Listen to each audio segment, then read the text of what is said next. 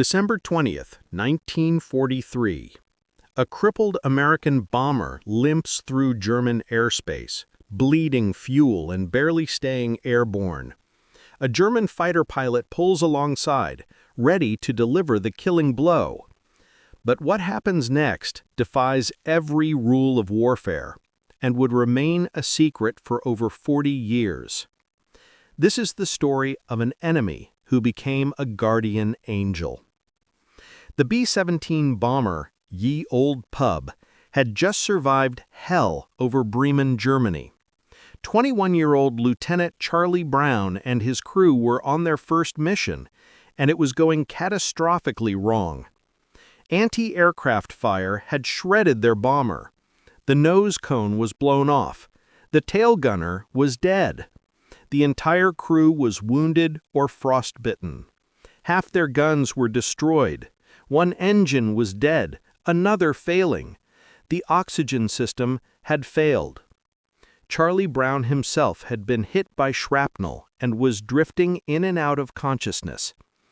The bomber was flying so low, just 1,000 feet, that German farmers could see the devastation.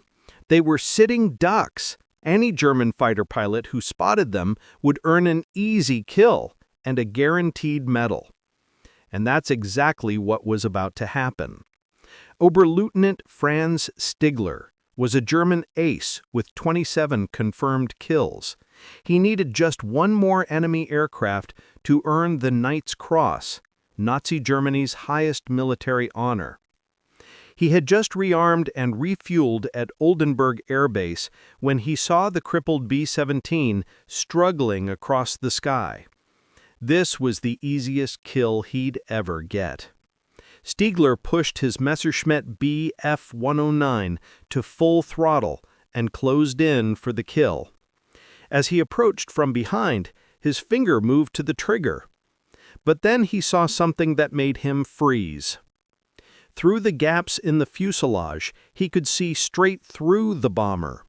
The tail gunner's position was destroyed, blood visible on the guns. The waist gunners weren't moving. As he pulled alongside, he saw the terrified co-pilot staring back at him through shattered glass. The bomber was barely flying. Pieces of metal were flapping in the wind. The men inside weren't warriors anymore. They were just young kids, wounded and helpless. And Franz Stigler made a decision that would haunt him for decades.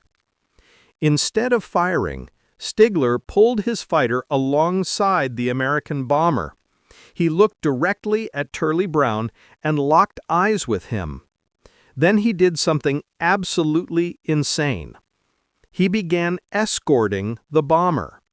Stigler flew wingtip to wingtip with Ye Old Pub, protecting it from German anti-aircraft batteries on the ground. Every German gunner who saw them assumed the American bomber was captured or being escorted as a prisoner aircraft, so they held their fire. At one point, Stigler flew so close that he could see the fear in the American crew's eyes. He gestured for them to land in Germany. They'd become prisoners, but would survive. Charlie Brown, barely conscious, shook his head no. For over 10 minutes, Stigler stayed with them. He knew what he was doing was treason. If any German witnessed this and reported it, he'd be court-martialed and executed. His commander, a former fighter pilot himself, had told him something years earlier. "If I ever see or hear of you shooting at a man in a parachute, I will shoot you myself." To Stigler, this bomber crew were no different. They were already out of the fight. Shooting them would be murder, not combat. As they approached the German-occupied coast, Stigler faced his final moment of truth. He could still shoot them down over the ocean, where no one would know he'd let them escape. But he didn't. Instead, he gave them one final salute and peeled away. Charlie Brown managed to nurse the devastated bomber across the North Sea.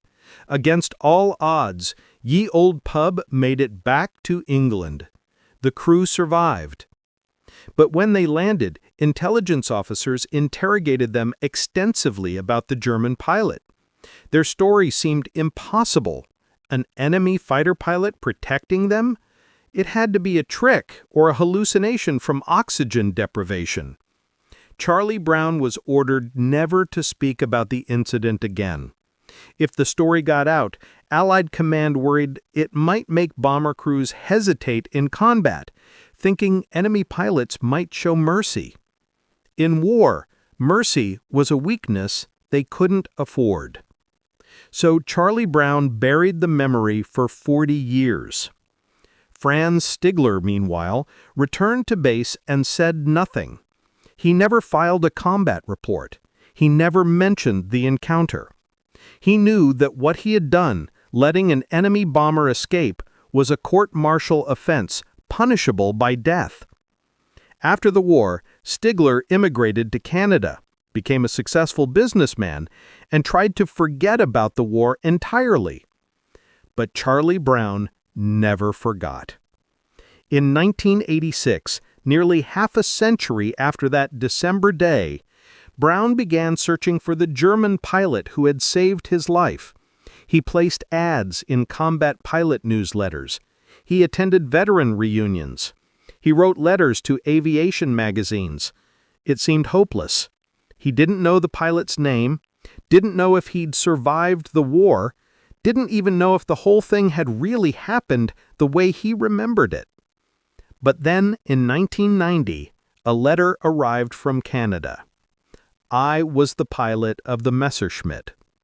Franz Stigler had seen Brown's ad in a newsletter. After decades of silence, he finally told his story, and the details matched perfectly. The date, the location, the damage to the bomber, even the hand gestures they'd exchanged. It wasn't a hallucination. It was real.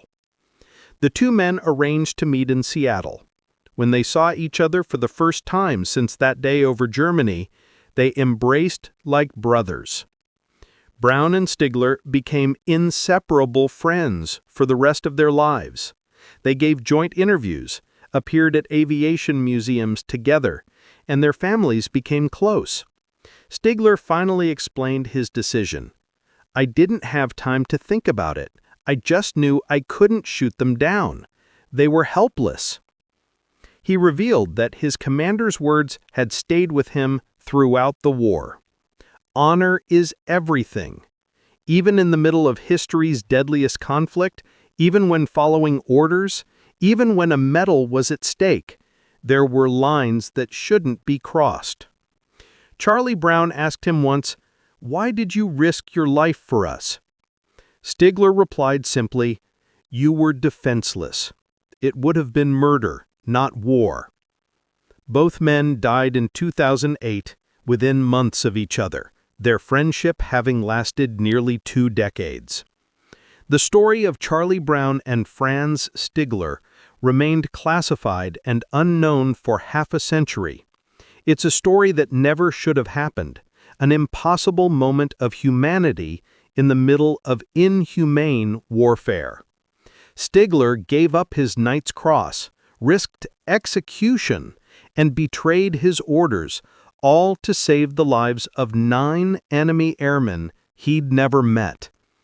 It's a reminder that even in war, even when the entire world has chosen sides, individual humans can still choose mercy over duty, humanity over hatred. The German pilot who could have been an ace became something more important. He became a hero to the men who should have been his enemies. And that impossible decision changed 9 lives forever.